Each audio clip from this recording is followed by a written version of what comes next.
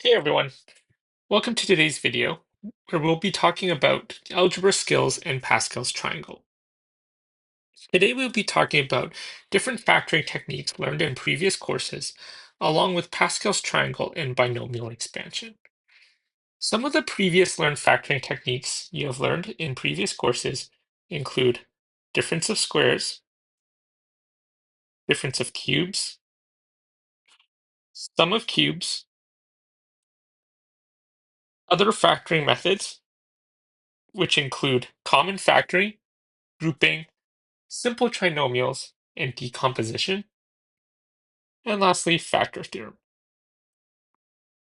I'll briefly go over an overview of these different factoring techniques that have previously been learned in other classes.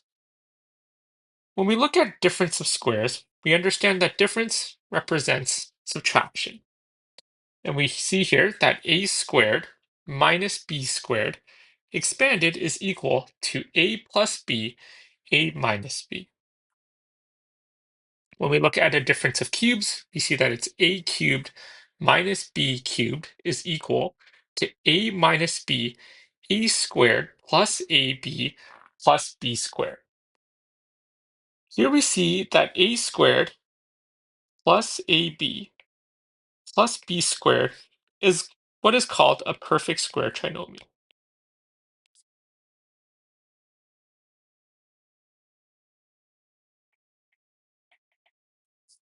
And here we know that with a perfect square trinomial of a squared plus ab plus b squared, it can be factored further to a plus b squared. When we look at a sum of cubes, here we see that a cubed plus b cubed is equal to a plus b bracket a squared minus ab plus b squared, close bracket. Some of the other factoring methods that you have learned previously include common factoring, grouping, simple trinomial, and decomposition. These will come back in future lessons as we look at factoring. Lastly, the last factoring technique that has previously been learned is what is called factor theorem. Here, if p bracket a is equal to 0, then x minus a is a factor of p bracket x. Next, we're going to look at Pascal's triangle and binomial expansion. The arrangement of numbers that's shown below in this note is called Pascal's triangle.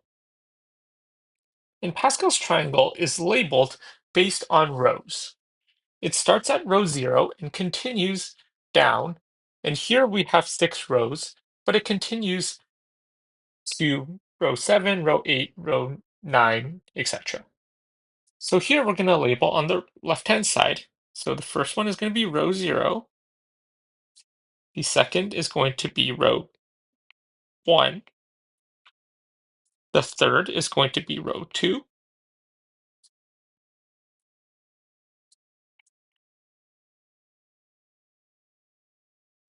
And so on and so forth as we continue label. This will be row 3. This will be row 4. This will be row 5. And finally, the last will be row 6. As I mentioned previously, here it just shows 6 rows, but Pascal's triangle can continue with row 7, 8, 9, and so on and so forth. Here we see again that it's labeled from row 0 to row 6. And what this is equivalent to is a plus b into the power of 0. So this is equivalent to a plus b to the power of 0. The second one here is equivalent to a plus b to the power of 1. The third is equivalent to a plus b to the power of 2. And as you can already start to see, you can see a pattern that gets developed here with Pascal's triangle. And as you would have guessed, in row 3, this would be a plus b to the power of 3. Row 4, a plus b to the power of 4. Row 5, a plus b to the power of 5. And row 6, a plus b to the power of 6. As you may have noticed in the middle, there are numbers that are indicated, and they help us understand a few things. The first number in each of these rows is always going to be 1. So in row 5 and row 6, we're going to fill that in currently. So the first number in each of these rows is going to be 1. Here we see that the second diagonal indicates the degree that is indicated on the right. So here we see that this is degree 1, this is degree 2, this is degree 3, 4. This means that here this number would be 5, and the last number would be 6.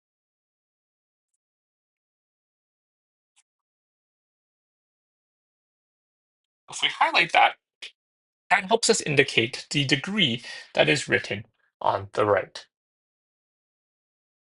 And you might be wondering now how we find these additional numbers that are on the bottom that are currently unfilled. So we do not have these numbers, and they are currently unfilled. If you recognize the pattern that's developed here, you see that when we look at row 2, the first two numbers, so here 1 and 2, if we add those together, that helps us find the value that's below, which is 3. And same thing here, 2 plus 1 give us 3. And then finally, at the end, the last number also ends in 1. So just as the row started with 1, the row will end with 1 as well. So we can fill the values in for row 5 and row 6, which would be 1 and 1. So if we develop this pattern where we are going to add these two values together, we see here that when we look at row 5, you see that this is going to be 4 plus 6, which will give us 10, 6 plus 4, which will also give us 10, and 4 plus 1, which will give us 5. And you can see a pattern that starts to develop already here, where you're adding these two values together, and you get the numbers below in the next row. So trying this one in row 6, you see that 5 plus 10 is 15, 10 plus 10 is 20, 10 plus 5 is 15, and finally 5 plus 1 will give us 6. As you can see, right down the middle, and it divides evenly into the two sides. So that's a basic setup for Pascal's triangle, and we'll now see how it helps us understand binomial expression and expansion.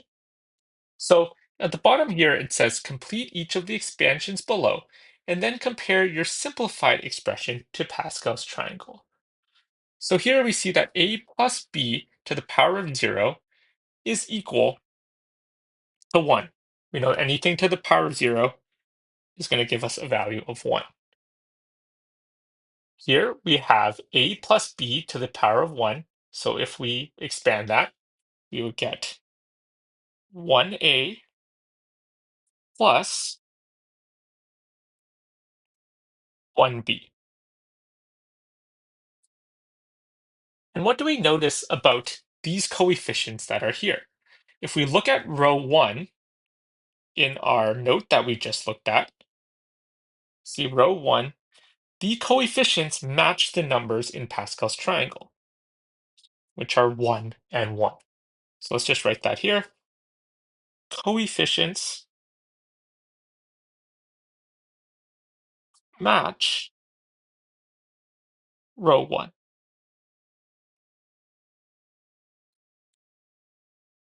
So let's continue here. So we have a plus b squared. So here, if we expand it, right, we know that a plus b squared, if we look back, a plus b squared will give us a squared plus 2ab plus b squared.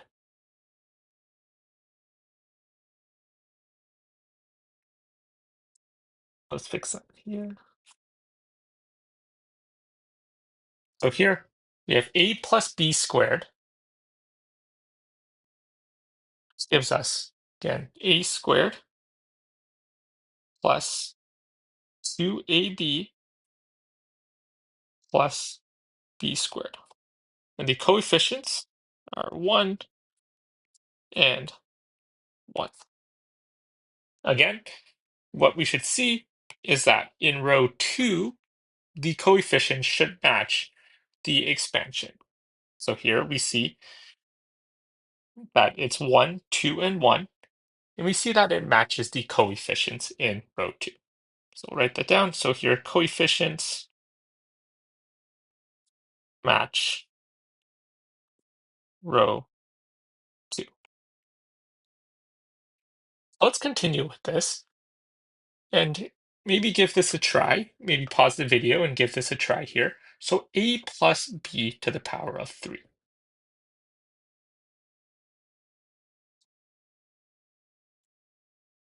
Here, if we look at a plus b to the power of 3, we see again, it should match again the coefficients for row 3. And the coefficients for row 3 are 1, 3, 3, and 1. So if we expanded, right, a plus b to the power of 3, we know that it's a plus b to the power of 3.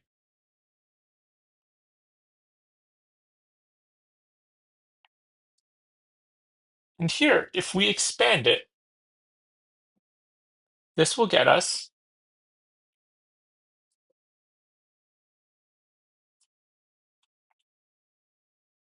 1a to the power of 3 b to the power of 0 plus 3a squared b squared plus 3a to the power of 1 b to the power of 2, and finally 1a to the power of 0 b to the power of 3.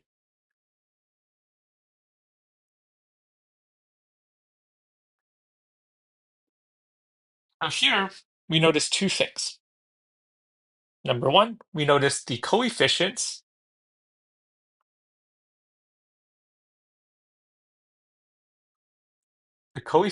in expanded form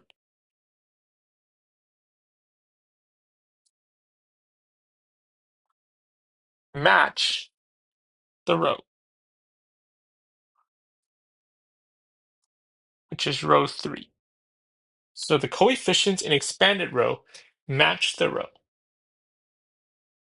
So match row 3. And so here you see that if we do a general statement, the coefficients in expanded form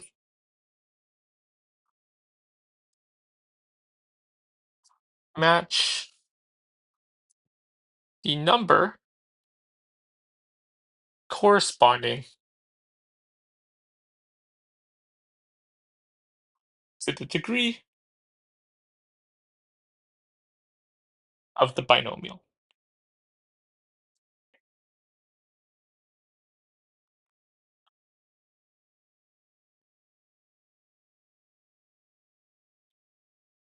And what else do we notice here? Let's look at the degree of each of these terms together.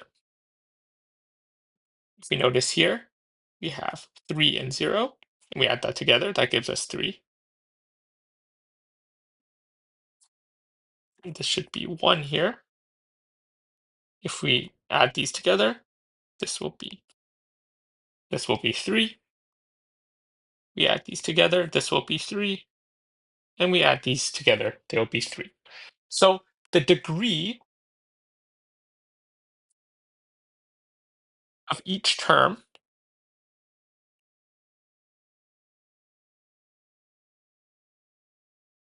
is equal to the degree of the binomial.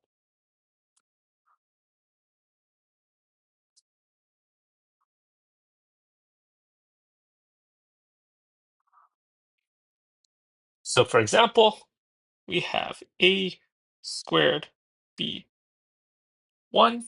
We see that the degrees of the binomial of a squared b to the power of 1 is added to 3, which matches with the degree of the binomial that's provided.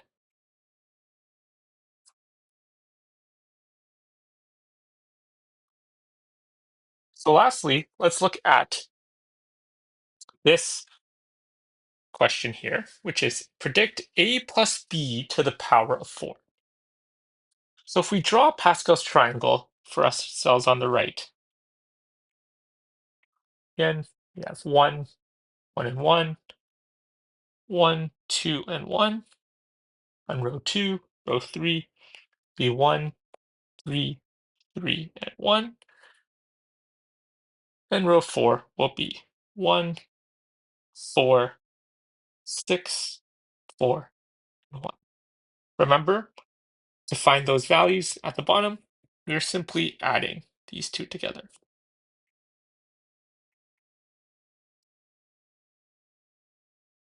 So if we see this, again, because it is positive here, when it's positive, all the terms will be added together. So here, because it is positive,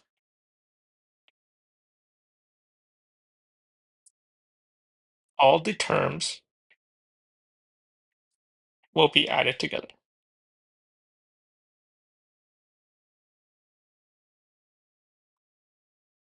And we'll look more at that when we look at the summary below. So here, when we expand it, we will get 1a to the power of 4 plus 4a to the power of 3 e to the power of 1 plus 6a to the power of 2 b to the power of 2 plus 4ab to the power of 3. And lastly, we'll get 1b to the power of 4. First thing you want to check when you've expanded it, all the coefficients match up with Pascal's triangle. So 1, 4, 4, 1, 4, 6, 4, and 1. So we see that that is correct and matches up with the coefficients there. And again, you want to determine that they all equal to the degree that is given here. So here we see that they all add up to equal to 4. So 4, 3 and 1, 2 and 2, 1 and 3, 1 and 3, and finally 4. So we again see that it all matches up with the term. The terms match up with the degree of the binomial that's provided. Here we see that there is 5 terms. So if we count, we have 1, 2, 3, 4, 5. We have 5 terms,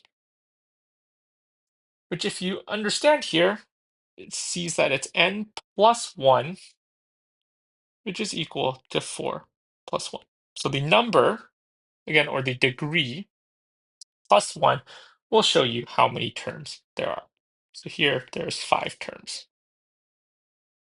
So let's look at the explanations that we looked at in this summary here in this box. So again, using Pascal's triangle to expand binomials, there are n plus 1 terms, which was just mentioned, where n is the degree of the polynomial. The coefficients for each term match the numbers in Pascal's triangle found in the row matching the degree of the polynomials. The a term in the brackets starts at exponent n and decreases by 1 until exponent 0. So if we look at the example that we had above, it started at exponent n, which is started at 4, it decreased to 3, decreased to 2, decreased to 1, and then finally to 0. The b term in the bracket starts at exponent 0 and increases by 1 until exponent n. So we see here it starts at 0 at the top, and then it goes to 1, then it goes to 2, 3, and then 4, which is the exponent n that's provided.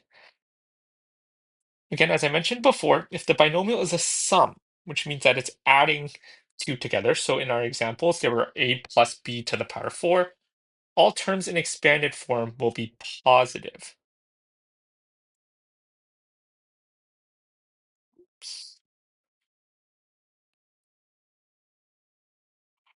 If the, so this is the difference here. If the binomial is a difference, which is subtraction, the signs will alternate in expanded form.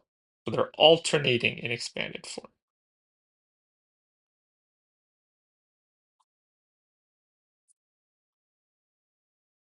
Starting with the positive first term.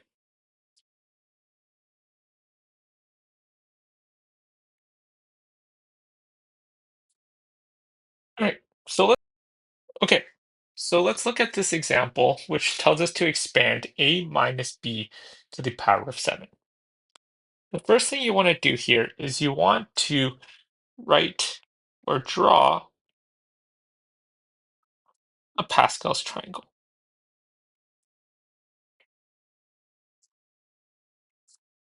So let's do that here. So we know already that this is how the Pascal's triangle looks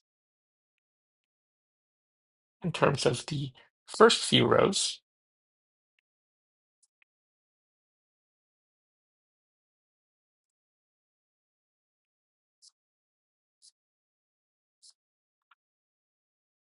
As we continue, we started row 0, row 1, 2, 3, 4, and this will be row 5.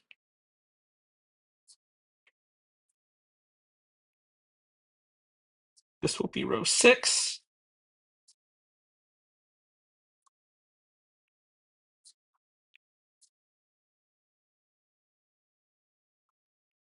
And this will be row 7, which is what we're looking for here.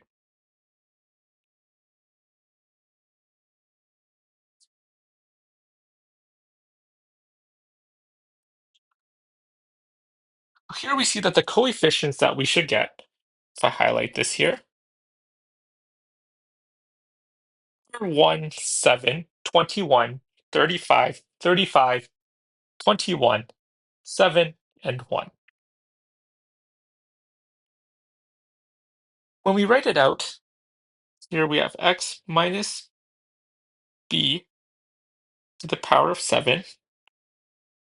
And remember, in the summary above, again, if the binomial is a difference, the signs will alternate in the expanded form, starting with a positive first term. Remember, the a term in the bracket starts at exponent n, decreases by 1 until exponent 0. The b term in the bracket starts at exponent 0 and increases by 1 until exponent n. So our first term here, again, will be 1a to the power of 7. And b is going to start at 0, which is going to be 1. We're going to subtract Then we have 7a to the power of 6, and b is increasing, and we have b to the power of 1.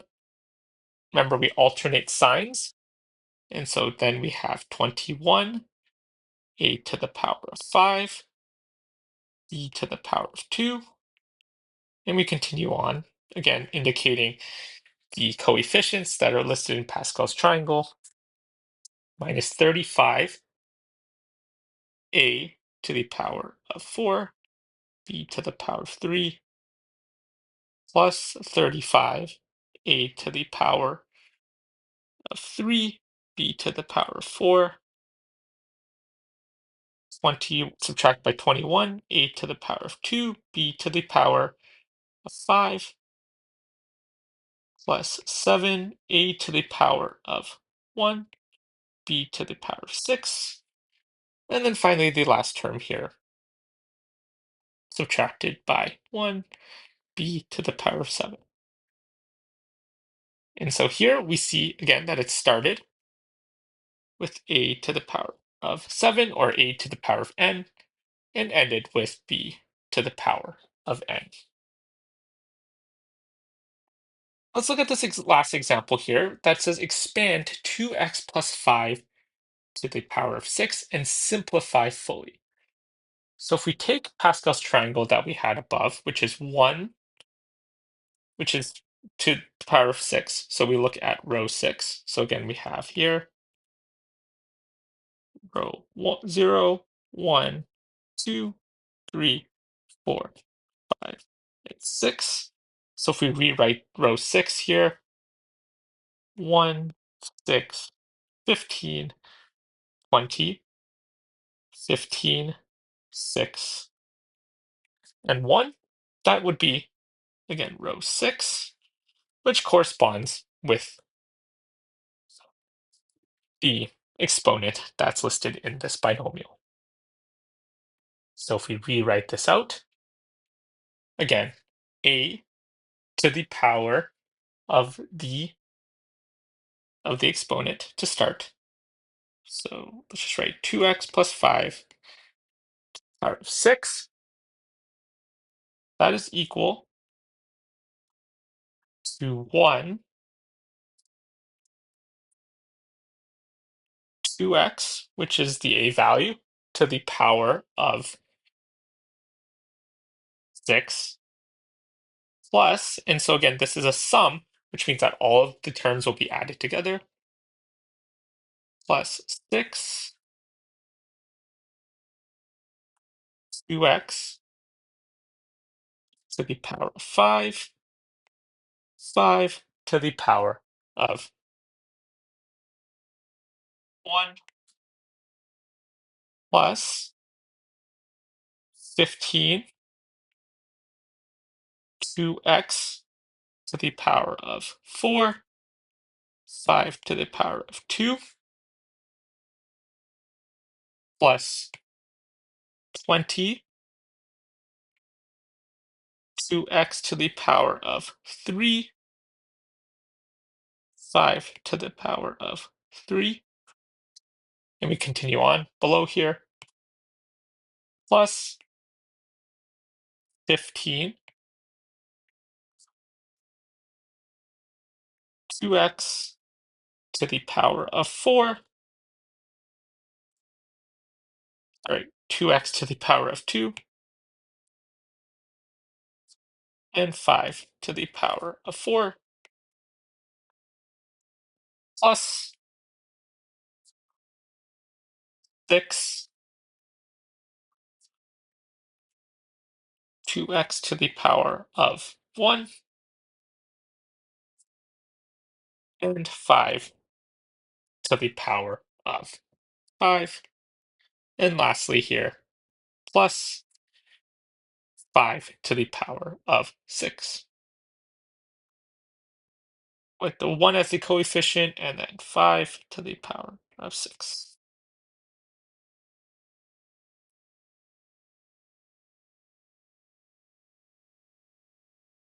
All right, so let's calculate this together. So the first thing we're going to do here is we need to expand So again, remember the power of 6 will apply to both of these exponents here. So we have 2 to the power of 6, which gives us 64. So we have 64 x to the power of 6 plus we have, again, 2 to the power of 5 x to the power of 5. So if we rewrite this, 6 is still at the top. So we have 6 times 2 to the power of 5, which is 32. And we have 5 to the power of 1, right, which is 5. And we have x to the power of 5 and times 5. Continuing, we have 2 to the 15 bracket 2x to the power 4. So 2 to the power 4 will give us 16. Sorry, the 15's at the front first.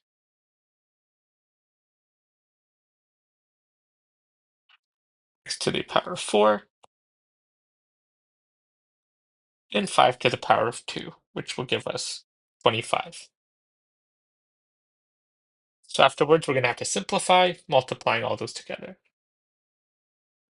Here we have now 20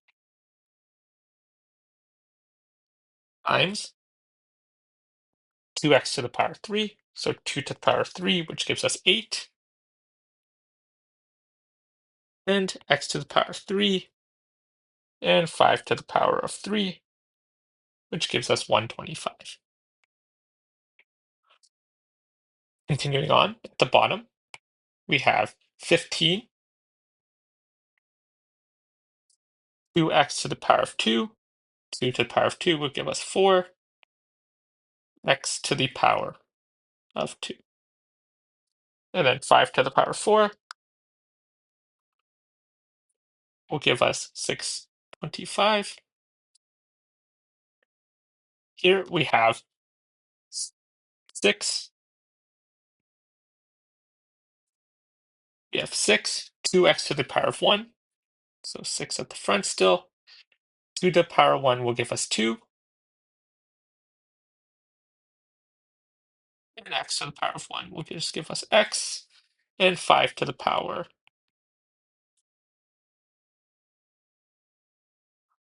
of 5 will give us 3,125. And finally, we have 5 to the power of 6 will give us 15,625. Now we simplify all these expressions together. So again, we have 64 x to the power of 6. The second one, we do 6 times 32 times 5 plus 960 x to the power of 5 plus 15 times 16 times 25. So give you 6,000 x to the power of 4. And you have 20 times 8 times 125 plus 20,000 x to the power of 3. Continuing on, 15 times 4 times 625 will give 37,500 x to the power of 2 plus 6 times 2 times 3,125 will also give you